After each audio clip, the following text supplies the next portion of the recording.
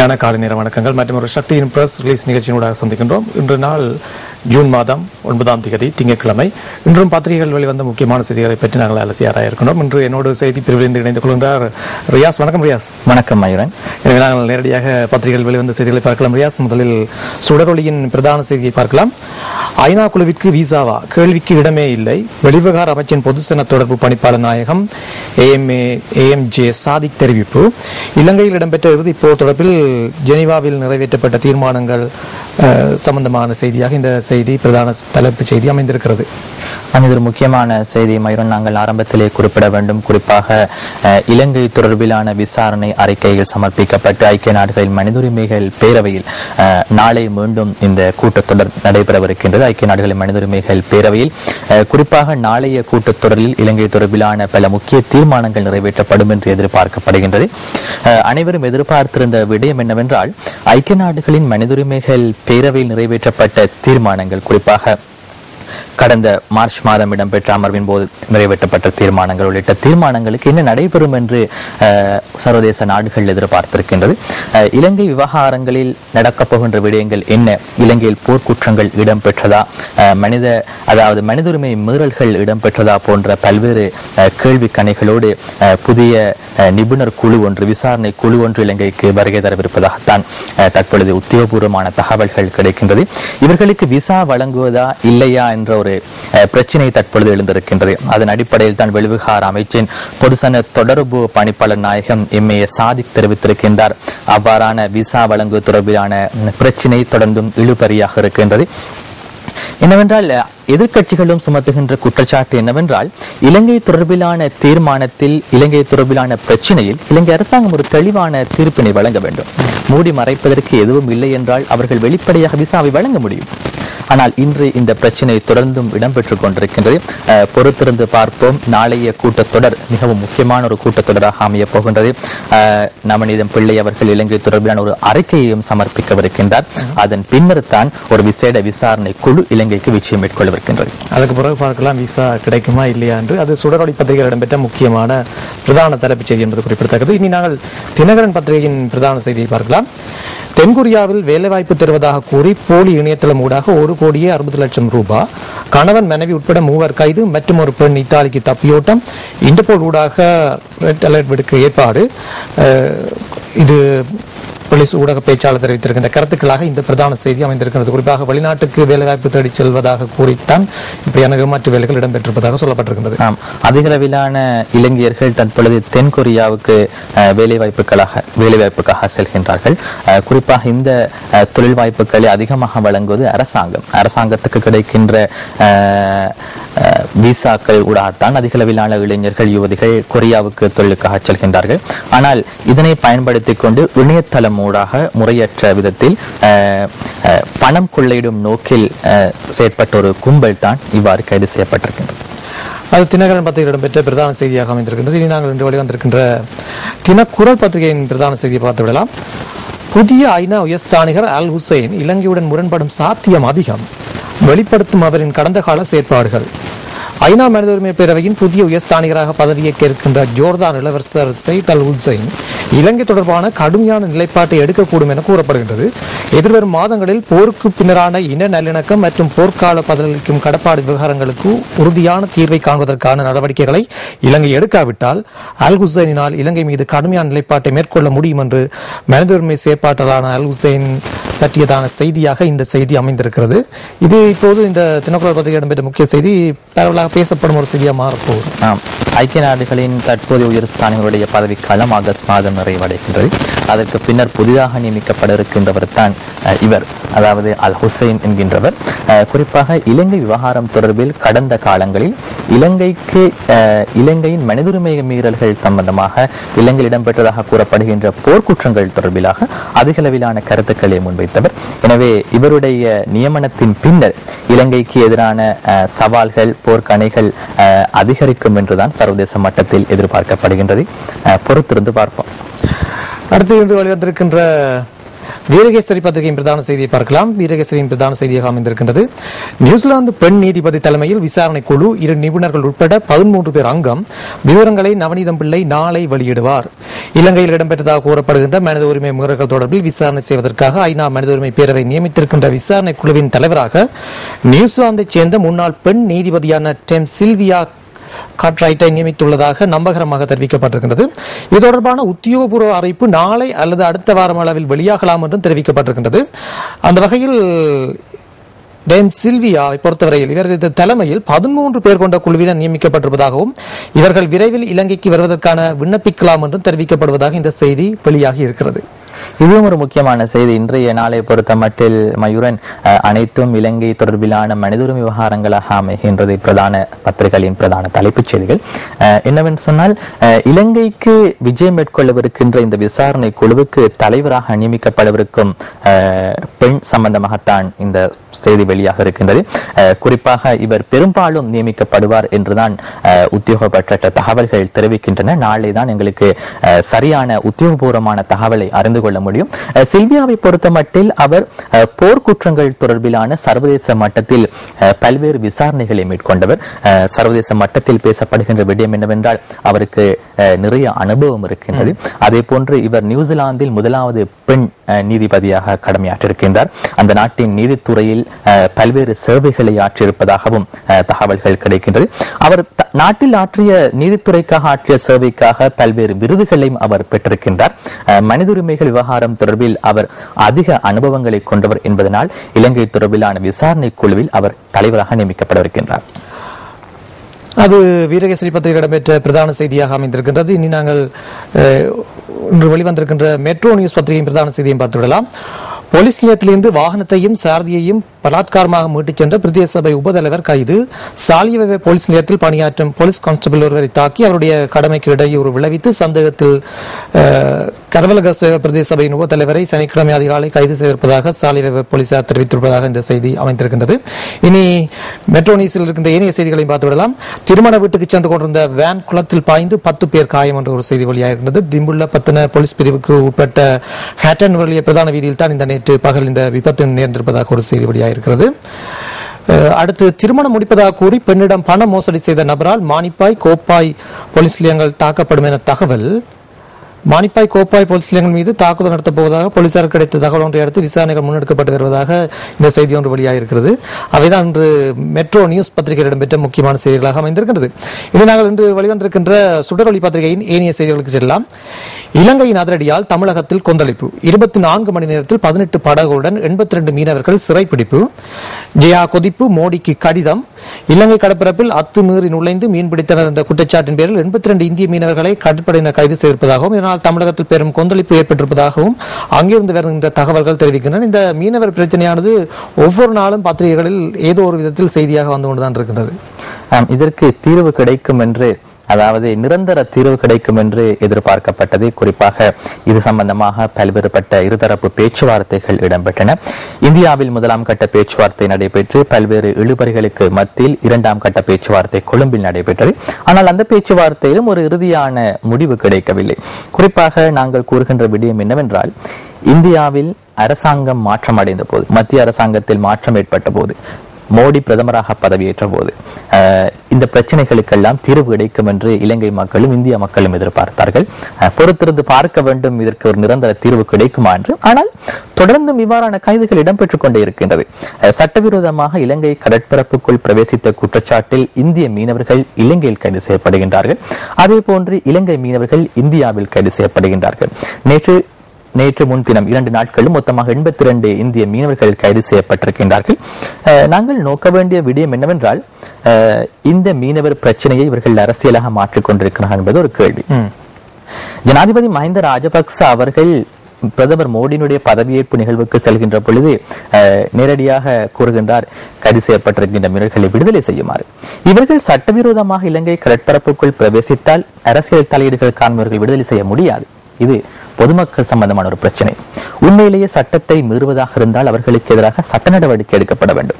அதனை விடுத்து அரசியல் அழுத்தங்கள் காரணமாக பிரதமர் தொலைபேசி மூலம் தொடர்பு கொண்டு விடுதலை செய்யுமாறு கூறினால் விடுதலை செய்வதென்றால் உண்மையிலேயே இங்கு நடைமுறைப்படுத்தப்படுவது சட்டமா அல்லது வேறு எண்ணம் என்ற ஒரு கேள்வி மக்கள் மத்தியில் எழும்புகின்றது. இந்த அடிப்படையில் தான் தற்பொழுது தொடர்ந்தும் இவ்வாறான பிரச்சனைகள் இடம்பெற்றுக் கொண்டிருக்கிறது. ஆனால் இந்திய மீனர்களை பொறுத்த மட்டில் அவர்களுடைய கோரிக்கைகளும் என்னை பொறுத்த மட்டில் நியாயமற்றது. இலங்கை கடற்பரப்புக்குள் அவர்கள் பிரவேசிக்க வேண்டும் என்ற கோரிக்கை அவர்கள் முன்வைக்கின்றார்கள். கொழும்பில் நடைபெற்ற பேச்சுவார்த்தையிலும் அவர்கள் முன்வைத்த கோரிக்கை அதுதான். இலங்கையினுடைய கடல் எல்லைக்குள் பிரவேசிப்பதற்கான அனுமதி அவர்கள் கோருகின்றார்கள். அதனை இலங்கை நாடு ஏற்றுக்கொள்ள மாட்டாது. அது தெளிவான விடயம். அதே போன்று அவர்கள் மீன் குஞ்சுகள் வளர்வதற்கு இருக்கின்ற சாத்தியக்கூறுகளை இல்லாமல் செய்யும் முறையில் சட்டவிரோதமான மீன்பிடி உபகரணங்களை பயன்படுத்துவதாக குற்றச்சாட்டுகள் முன்வைக்கப்படுகின்றது. ஆனால் இந்த குற்றச்சாட்டுக்களை இந்திய மீனவர்கள் நிராகரிக்கின்றார்கள். இந்த பின்புலத்தில் தான் நாங்கள் இது சம்பந்தமாக கச்சதீவுக்கு சென்று எமது நியூஸ் ஃபர்ஸ்ட் குலாம் சென்று விசேட அறிக்கைகளையும் மேற்கொண்டிருந்தது. அதன் பின்புலத்திலும் தெரிகின்ற ஒரு விடயம் என்னவென்றால் இந்த பிரச்சனைக்கு நிரந்தரமான ஒரு தீர்வு கிடைக்க வேண்டும். அதனை விடுத்து இரண்டு நாட்டு மீனர்களும் சண்டையிட்டுக் கொள்வதனால் பிரச்சனைகள் தீரப்போவதில்லை. இது அவர்களுடைய வாழ்வாதாரம் தொடர்பிலான பிரச்சனை. எனவே இலங்கை அரசாங்கமும் இந்திய அரசாங்கமும் ஒன்றிணைந்து இதற்கு ஒரு நிரந்தர தீர்வினை பெற்றுக் கொள்ள வேண்டும். நேற்று தமிழகத்தில் போராட்டங்கள் தொடர்ந்து இடம்பெறுகின்றது. மீனவர்கள் பரிசளிப்பை ஆரம்பித்திருக்கின்றார்கள். இலங்கையில் கைது செய்யப்படுகின்ற மீனவர்களை விரைவில் விடுதலை செய்யுமாறு இந்திய மீனவர்கள் போராட்டத்தில் ஈடுபடுகின்றார்கள். அதே போன்று இலங்கையிலும் கடந்த காலங்களில் நாங்கள் கண்டோம் இலங்கை மீனவர்கள் போராட்டத்தில் ஈடுபடுகின்றார்கள். எனவே நாங்கள் ஊடக நிறுவனம் என்ற வகையில் கூறக்கூடிய ஒரு விடயம் என்னவென்றால் மீனவர்களுடைய வாழ்வாதாரம் தொடர்பிலான பிரச்சனையில் இரண்டு நாட்டு தலைவர்களும் ஒரு சரியான தீர்வினை பெற்றுக் கொள்ள வேண்டும் என்பதுதான் எங்களுடைய ஒரு கோரிக்கையாக இருக்கின்றது. அடுத்த சுற்று பேச்சுவார்த்தை நடைபெறும் முறை நேற்று ஒரு செய்தி வெளியாக இருக்கிறது. பொறுத்து பார்க்கலாம் அதில் நல்ல தீர்வு கிடைக்குமா என்று. ஐநா குழுவுக்கு திருப்தியற்ற பதில் வழங்கினால் நாட்டுக்கு பேராபத்து அரசு எச்சரிக்கிறது ஐக்கிய தேசிய கட்சி. இலங்கையில் இடம்பெற்றதாக கூறப்படுகின்ற போர் குற்றங்கள் மனித உரிமை மீறல்கள் குறித்து விசாரணை நடத்த இம்மாத நடுப்பகுதியில் இலங்கைக்கு வர உள்ளதாக தெரிவிக்கப்படுகின்ற மனித உரிமை நிபுணரான சண்ட்ரா ஃபைட்டாஸ் தலைமையிலான ஐநாவின் சிறப்பு விசாரணை குழுவுக்கு இலங்கை அரசு திருப்தியற்ற பதில் அளிக்குமானால் நாடு ஆபத்தான நிலைமைக்கு தள்ளப்படும் என்று பிரதான எதிர்க்கட்சியான ஐக்கிய தேசிய கட்சி எச்சரிக்கை விடுத்திருப்பதாக இந்த செய்தி வெளியாக இருக்கிறது. போர் முடிவடைந்த பின்பு அதிகரிக்கும் ராணுவத்தினரின் குற்றச்செயல்கள், படை விட்டோடிகளின் எண்ணிக்கையும் உயர்வு என்று ஒரு செய்தி வெளியாக இருக்கிறது. ராணுவத்தினரின் புகைப்படங்கள் வெளியாக இருக்கிறது. இருந்தாலும் அவர்கள் முகங்கள் மறைக்கப்பட்டு அவைதான் இன்று வெளிவந்திருக்கின்றன. நாங்கள் கூறுவதாக இருந்தால் மயிரும் குறிப்பாக இலங்கையில் இடம்பெற்ற யுத்தத்தின் பொழுது ராணுவம் வடக்கு கிழக்கு பகுதிகளில் தன்னுடைய பாதுகாப்பினை பலப்படுத்தியிருந்தது. ஆனால் தற்பொழுதும் கூட வட மாகாணத்தை பொறுத்த மட்டில் வடக்கில் யாழ்ப்பாணம் உள்ளிட்ட பல்வேறு பகுதிகளில் முல்லைத்தீவு கிளிநொச்சி மாவட்டங்களில் ராணுவத்தின் அதிகரிப்பை நாங்கள் காண்கின்றோம். இதனை வடமாகாண சபை அடிக்கடி கூறுகின்றது. வடமாகாண முதலமைச்சர் சி விக்னேஸ்வரன் கூறுகின்ற விடயம் என்னவென்றால் ராணுவ பிரசன்னம் தற்பொழுது அதிகம் அவசியமில்லை. விடுதலை புலிகளை முற்றாக ஒழித்து விட்டதாக அரசாங்கம் கூறுகின்ற சந்தர்ப்பத்தில், பயங்கரவாதம் நாட்டில் இல்லாத சந்தர்ப்பத்தில் சிவில் நிர்வாகம் ஒன்று அவசியம். போலீசாருக்கான அதிகாரத்தை கொடுங்கள். இணைய மாகாணங்களில் போலீசார் தன்னுடைய கடமைகளை செய்வதை போன்று வடமாகாணத்திலும் போலீசாருக்கான அதிகாரத்தை கொடுங்க. ஏன் வடக்கில் மாத்திரம் ராணுவத்தை நிறுத்திருக்க வேண்டும் என்ற கேள்வியை எழுப்புகின்றார்கள். அதே மாதிரிதான் தற்பொழுது நாங்கள் காண்கின்றோம். இந்த ராணுவத்தினை நாங்கள் முற்றாக எம்மால் விமர்சிக்க முடியாது. ஆனால் ஒரு சிலரின் செயற்பாடுகளை நாங்கள் கட்டாயமாக விமர்சிக்க வேண்டும். இவ்வாறான ராணுவத்திலிருந்து தப்பிச் சென்றவர்கள் செய்கின்ற செயற்பாடுகளை நாங்கள் நோக்க வேண்டும். அண்மையில் ஒரு பல்கலைக்கழக மாணவி கொலை செய்யப்பட்டிருந்தார். அவர் ராணுவத்திலிருந்து தப்பிச் சென்ற ஒரு ராணுவ சிப்பாய் தன்னுடைய காதலியை அவர் கொலை செய்திருக்கின்றார். இவ்வாறான பல்வேறு சம்பவங்கள் நாட்டில் அதிகரித்துக் கொண்டிருக்கின்றன. குற்றச்செயல்களை நாங்கள் நாட்டில் குற்றச்செயல்கள் தொடர்ந்தும் அதிகரித்த வண்ணமே இருக்கின்றது. குறிப்பாக 2014ஆம் ஆண்டில் முதல் 4 மாத கால பகுதியில் இடம்பெற்ற குற்றச்செயல்களில் 18% படையினரால் மேற்கொள்ளப்பட்டது என்று போலீஸ் புள்ளி விவரங்கள் தெரிவிப்பதாக இந்த செய்தி வழியாக இருக்கின்றது. அடுத்து இன்று வெளிவந்திருக்கின்ற சுடரொலி நேரிய செய்திகளையும் பார்த்துவிடலாம். மோதல்களின் பாலியல் வன்முறைகளை தடுத்தல் பிரிட்டன் அரசின் மாநாடு வரும் ஏமாற்று வேலை அரசு சார்பற்ற அமைப்புகள் குற்றச்சாட்டு என்ற ஒரு செய்தி வழியாக இருக்கிறது. சுடரொலியின் ஆசிரியர் தலையங்கம் விசாரணை வருகிறது ஒத்துழைக்குமா அரசு என்ற கேள்விக்குறியோடு ஆசிரியர் தலையங்கம் திட்டப்பட்டிருக்கிறது. இன்றைய சுடரொலியின் கார்ட்டூன் இவ்வாறு அமைந்திருக்கின்றது. உலக தலைவர்களின் உரையாடல்களை நல்லா ஒற்று கேட்பீர்களாமே, மோடிக்கு ராஜபக்ச என்ன சொன்னார், நீங்களாவது சொல்லுங்களேன் என்று பராக் ஒபாமாக்கு ரணில் விக்ரமசிங்க குறிப்பிடுவது போன்று இந்த கார்ட்டூன் அமைந்திருக்கிறது. அவை சுடரொளி பத்திரிகையில் இடம்பெற்ற முக்கியமான செய்திகள் மற்றும் கார்ட்டூன் போன்றவற்றை பார்த்திருக்கிறோம். இனி இன்று வெளிவந்திருக்கின்ற தினகரன் பத்திரிகையின் செய்திகளை பார்க்கலாம். வாகன உரிமை பத்திரம் தருவதாக 45 லட்சம் ரூபாய் மோசடி, ஆனமடுவில் இளைஞர் கைது. வாகன உரிமை பத்திரங்களை பெற்றுத் தருவதாக கூறி வாடிக்கையாளரிடம் 45 லட்சம் ரூபாய் பணம் மோசடி செய்த இளைஞரை போலீசார் கைது செய்திருப்பதாக ஒரு செய்தி வெளியாக இருக்கிறது. அதைவிட 11 பெண்களை திருமணம் செய்தவர் கைது. பிடிபிராந்து பிறப்பிக்கப்பட்டிருந்த நபர் ஒருவரை போலீசார் கைது செய்து விசாரணைகளை மேற்கொண்ட வேளையில் அந்த நபர் சட்டவிரோதமான முறையில் 11 பெண்களை திருமணம் செய்திருப்பது தெரிய வந்திருக்கிறது. இந்த நபர் மகியங்கனை புறநகர் பகுதியில் வீடொன்றில் மறைந்திருப்பதாக மகியங்கனை போலீசார் கிடைக்கப்பெற்ற தகவலை அடுத்து விரைந்த போலீசார் குறிப்பிட்ட வீட்டை சுற்றி வளைத்து அந்த நபரை கைது செய்திருக்கின்றார்கள் என்று ஒரு செய்தி வெளியாகி இருக்கிறது. சர்வதேச இரத்த தான மாநாடு கொழும்பில் இரத்த தானம் வழங்கும் முதன்மை நாடுகளில் இலங்கை உள்ளடக்கம். வருடாந்தம் 3,50,000 அலகு இரத்தம் சேமிப்பு என்று ஒரு செய்தி வெளியாக இருக்கிறது. இது கொழும்பில் இடம்பெற இருக்கின்ற இரத்த தான மாநாடு சம்பந்தமான ஒரு செய்தியாக அமைந்திருக்கிறது. நுகர்வோரின் நலங்கள் பாதுகாக்கப்பட வேண்டும் என்ற தலைப்பில் தினகரனின் ஆசிய தலையங்கம் தீட்டப்பட்டிருக்கின்றது. இன்று வெளிவந்திருக்கின்ற தினகரனின் கார்ட்டூன் இவ்வாறு அமைந்திருக்கிறது. அவை இன்று வெளிவந்த தினகரன் பத்திரிகையில் இடம்பெற்ற முக்கியமான செய்திகள் மற்றும் கார்ட்டூனை பார்த்திருக்கின்றோம். இனி நாங்கள் ரியாஸ் தினக்குரல் பத்திரிகையின் ஏனைய செய்திகளை பார்க்கலாம். திருமலை 2 படுகொலை சம்பவங்கள் தொடர்பான விசாரணை துரிதம். திருவோணமலையில் இடம்பெற்ற 2 கொலை சம்பவங்கள் தொடர்பான விசாரணைகள் துரிதப்படுத்தப்பட்டிருக்கின்றன. நல்லிணக்க ஆணைக்குழுவின் பரிந்துரைகளின் ஒரு அங்கமாக இந்த விசாரணைகள் விரைவுபடுத்தப்பட்டிருப்பதாக இந்த செய்தி வெளியாக இருக்கிறது. பிரான்சை சேர்ந்த தன்னார்வ தொண்டு நிறுவனம் ஒன்றின் 17 உறுப்பினர்கள் கொலை செய்யப்பட்ட சம்பவம், அதே போன்று திருகோணமலையில் ஒரு பாடசாலையில் 5 மாணவர்கள் கொலை செய்யப்பட்ட 2 சம்பவங்கள் தொடர்பிலான விசாரணைகளும் துரிதப்படுத்தப்பட்டுள்ளதாக தான் தகவல்கள் தெரிவிக்கின்றது. கற்றுக்கொண்ட பாடங்கள் மற்றும் நல்லிணக்க ஆணைக்குழுவின் பரிந்துரைகளுக்கு அமைவாக இந்த விசாரணைகள் துரிதப்படுத்தப்பட்டிருக்கின்றன. அடுத்து வெளிவந்திருக்கின்ற செய்தி, விசாரணை குழுவுக்கு தலைமை தாங்குகிறார் சில்வியா ஹார்ட்ரைட் என்ற செய்தி ஒன்று வெளியாக இருக்கிறது. இது பற்றி நிறைய விஷயங்களை ஏற்கனவே பார்த்திருக்கின்றோம்.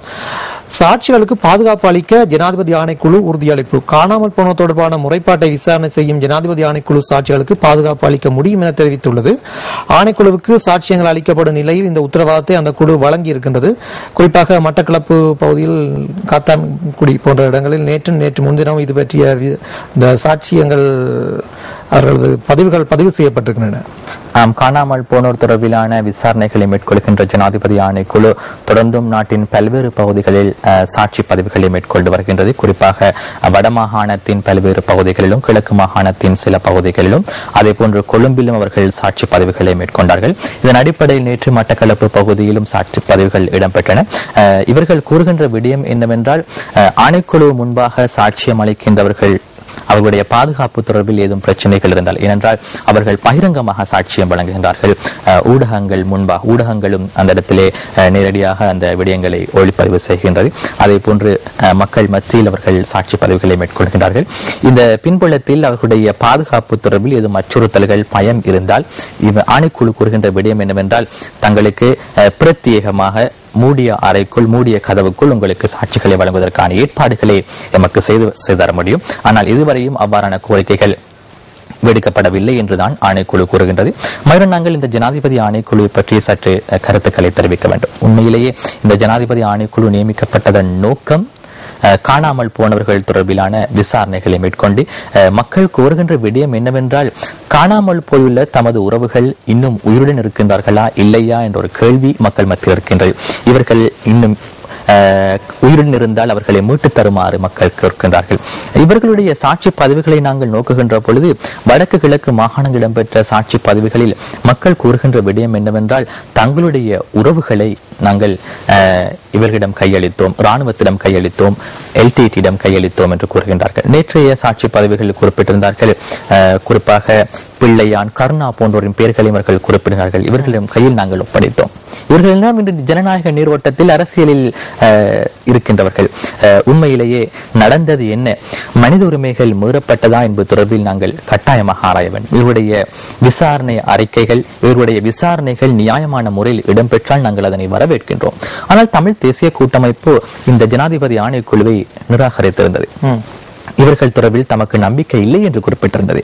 கடந்த 3-4 மாதங்களுக்கு முன்னர் தமிழ் தேசிய கூட்டமைப்பு அறிக்கை ஒன்றின் மூலம் சமர்ப்பிக்கின்றது, இந்த ஜனாதிபதி ஆணைக்குழு சம்பந்தமாக தங்களுக்கு நம்பிக்கை இல்லை, எனவே வேறு ஒரு முறைமையை நீங்கள் கையாளுமாறு. ஆனால் 4 மாதங்களுக்கு பின்னர் ஜனாதிபதி ஆணைக்குழு ஒரு அறிக்கையை விடுகின்றது. தமிழ் தேசிய கூட்டமைப்பு இவ்வாறு ஒரு அறிக்கையை விட்டிருக்கின்றது, நாங்கள் அதனை நிராகரிக்கின்றோம், தமிழ் தேசிய கூட்டமைப்பு எம்முடன் இணைந்து கொண்டு இதற்கு ஒத்துழைப்பு வழங்க வேண்டும் என்று கூறுகின்றது. அவர்களுடைய பதிலுக்கே 4 மாதம் என்று சொன்னால் இந்த ஜனாதிபதி ஆணைக்குழுவின் விசாரணைகளுக்கு எத்தனை மாதம் செல்லும் என்பது ஒரு கேள்விக்குறி. அதனை நாங்கள் நியூஸ் பஸ் செய்திகளூடாக வழங்கியிருந்தோம். உண்மையிலேயே செயற்திறனாக செயற்பட வேண்டும். ஆணைக்குழுக்கள் நியமிக்கப்படுவது வெறுமனே காலத்தை வீணடிப்பதற்காக அல்ல, இது மனித உயிர்களோடு சம்பந்தப்பட்ட விடயங்கள்.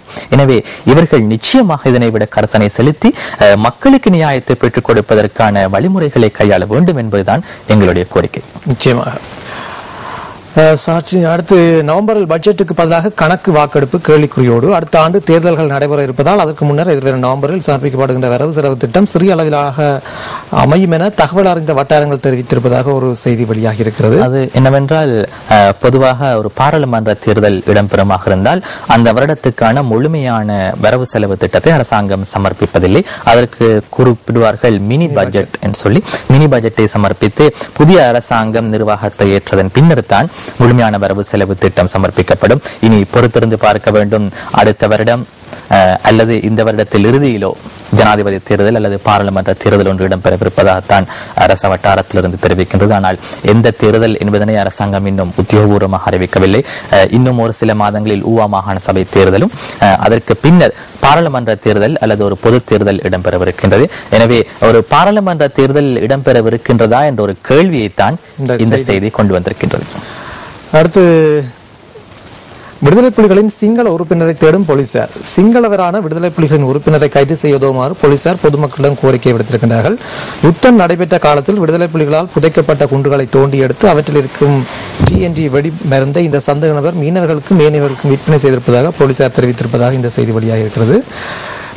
அவைதான் இன்று வெளிவந்த இன்னும் சில செய்திகள் இருக்கின்றன. இந்த வாரம் ஆரம்பமாகும் ஜெனீவா அமர்வில் சிராணி விவகாரம். ஜெனீவாவில் இந்த வாரம் ஆரம்பமாக இருக்கின்ற ஐநா மனித உரிமை பேரவையில் 26வது வருடாந்த அமர்வில் முன்னாள் பிரதம நீதியரசர் சிராணி பண்டாரநாயக்காவின் பதவி நீக்கம் மற்றும் இலங்கையின் நீதித்துறையின் நிலைமை தொடர்பாக பிரஸ்தாபிக்கப்பட இருக்கிறது. குறிப்பாக ஏற்கனவே பல பிரச்சனைகள் முன்வைக்கப்பட்டுக் கொண்டிருக்கின்ற நிலையில் இந்த விடயமும் ஜெனீவாவுக்கு இப்போது செல்ல போகிறது.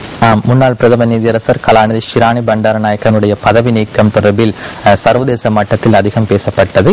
இந்த பிரச்சனையை ஒரு சர்வதேச நிறுவனம் கொண்டு போய் இருக்கின்றது ஐக்கிய நாடுகளின் மனித உரிமைகள் பேரவைக்கு. குறிப்பாக சிராணி பண்டாரநாயக்காவை பொறுத்த மட்டில் அவர் தெற்காசியாவிலே முதலாவது பெண் பிரதம நீதியரசர். எனவே இவருடைய விவகாரம் தொடர்பாக இலங்கை மாத்திரமல்ல, தெற்காசிய நாடுகளுமே கரசனை செலுத்தும். அவர்கள் தங்களுடைய குரலை எழுப்பும் என்ற நம்பிக்கை இருக்கின்றது. சிராணி பண்டாரநாயக்க விவகாரம், அதே போன்று மனித உரிமை விவகாரம், போர்க்குற்றங்கள் தொடர்பிலான விவகாரம், இவை அனைத்தையும் அடிப்படையாக கொண்டுதான் நாளை ஆரம்பமாக இருக்கின்ற ஐக்கிய நாடுகளின் மனித உரிமைகள் பேரவையினுடைய கூட்டத்தொடர்கள். அடுத்து தினக்குரலின் ஆசிரியர் தலையங்கம் எல்னினோ பாதிப்பை தவிர்க்கும் திட்டம் வேண்டும் என்ற அடிப்படையில் தீட்டப்பட்டிருக்கின்றது. அதுபோல தினக்குரல் வெளிவந்திருக்கின்ற கார்ட்டூன் பிரதிபலித்திருக்கிற கார்ட்டூன் இவ்வாறு அமைந்திருக்கின்றது. போலீஸ் அதிகாரத்தை வைத்துக்கொண்டு அரசாங்கம் இருப்பது போன்ற ஒரு உணர்வை வெளிப்படுத்தக்கூடியதாக இந்த கார்ட்டூன் அமைந்திருக்கிறது. அவைதான் இன்று வெளிவந்த தினக்குரல் பத்திரிகையில் இடம்பெற்ற முக்கியமான செய்திகளாக அமைந்திருக்கின்றது. இனி நாங்கள் வீரகேசரியின் ஏனைய செய்திகளை பார்க்கலாம். போர்க்குற்றங்கள் சாட்சியம் அளிக்க தயார், எரிக் சொல்கையும் கூறுகின்றார். போர்க்குற்றங்கள் தொடர்பாக இலங்கைக்கு எதிரான அனைத்துலக குற்றவியல் நீதிமன்றத்திலோ எந்த ஒரு அங்கீகரிக்கப்பட்ட அனைத்துலக தீர்ப்பாயத்திலோ சாட்சியம் அளிக்க தான் தயார் என்று நோர்வேயின் முன்னாள் சிறப்பு தூதுவர் எரிக் சொல்கையும் தெரிவித்திருக்கின்றார். இலங்கை அரசாங்கத்துக்கும் LTTக்கும் இடையிலான பேச்சுவார்த்தையும் பொழுது மிக நீண்ட நாட்களாக மத்தியஸ்தம் வைத்த நாடுதான் நோர்வே. இவருடைய பெயரை நாங்கள் போர் காலத்தில் அதிகம் கேள்விப்பட்டிருக்கின்றோம். அதிக அளவில் இலங்கைக்கு விஜயம் மேற்கொண்ட ஒருவர் எரிக் சொல்கி, அதிகம் உச்சரிக்கப்பட்ட பெயர். ஆம், இவருடைய விசாரணை, இவருடைய அறிக்கைகளை நாங்கள் நோக்குகின்ற பொழுது இவர் தன்னுடைய அனுபவங்கள் தொடர்பிலான ஒரு அறிக்கையை எழுதி வருகின்றார். நான் நினைக்கின்ற இன்னும் ஒரு மாதத்துக்குள் அவருடைய அறிக்கை வெளியாகிவிடும். இந்த அறிக்கையும் ஐக்கிய நாடுகளின் மனித உரிமைகள் பேரவைக்கு செல்லும் என்பதில் எந்த விதமான சந்தேகம் இல்லை. இவர் கூறுகின்றார், இலங்கையில் இடம்பெற்ற விடயங்கள் தொடர்பிலான விசாரணைகளின் பொழுது தான் எந்த நீதிமன்றத்திற்கு சென்றும் சாட்சியம் வழங்குவதற்கு தயாராக இருப்பதாக கூறுகின்றார்.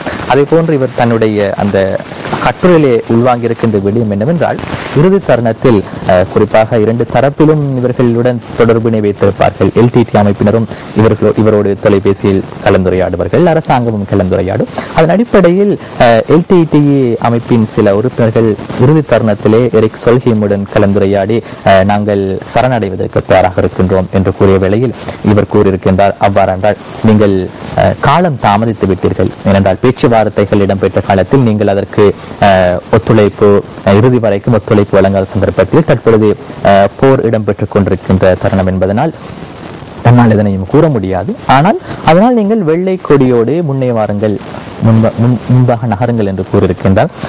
அவர்களுடைய அந்த உரையாடலின் பின்னர் தான் அவர்களுடன் தொடர்பினை ஏற்படுத்த முடியவில்லை, அவர்கள் கொலை செய்யப்பட்டதாக கூறுகின்றார். எனவே இந்த பின்புலத்தில் இவர் என்ன கூற வருகின்றார் என்றால், LTTE சமாதான பேச்சுவார்த்தைக்கு தயாராக இருந்தது. LTT தன்னுடைய சரணடைவதற்கு தயாராக இருந்தது. அந்த பின்புலத்தில் தான் யுத்தம் இடம்பெற்று தற்பொழுது யுத்தத்துக்கு முடிவு காணப்பட்டிருக்கின்றது.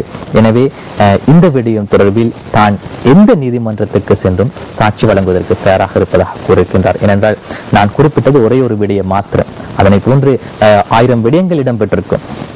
எனவே இரண்டு தரப்பிலும் இடம்பெற்ற விடயங்களை தான் எந்த நீதிமன்றத்துக்கு சென்றும் சாட்சியம் வழங்குவதற்கு தயாராக இருப்பதாகத்தான் எரிக் சொல்ஹீம் தெரிவித்திருக்கின்றார். அதாவது உண்மை கருத்துக்கள் வெளிவருகின்ற போது அதை பற்றி நாங்களும் தெளிவாக அறிந்து கொள்ளலாம், அவரது கருத்துக்கள் வெளியேறும் என்று எதிர்பார்க்கலாம்.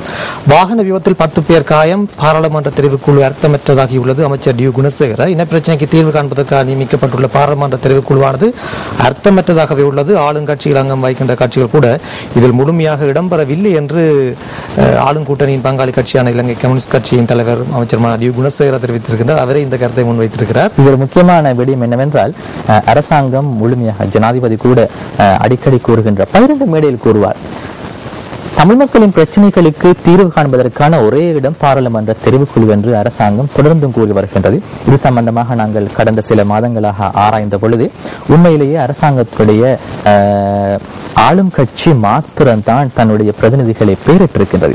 ஐக்கிய தேசிய கட்சி பெயரிடவில்லை, தமிழ் தேசிய கூட்டமைப்பு பெயரிடவில்லை, மக்கள் விடுதலை முன்னணி பெயரிடவில்லை. அதே போன்று அரசாங்கத்தில் இருக்கின்ற ஏனைய கட்சிகளும் தங்களுடைய உறுப்பினர்களை பெயரிடவில்லை.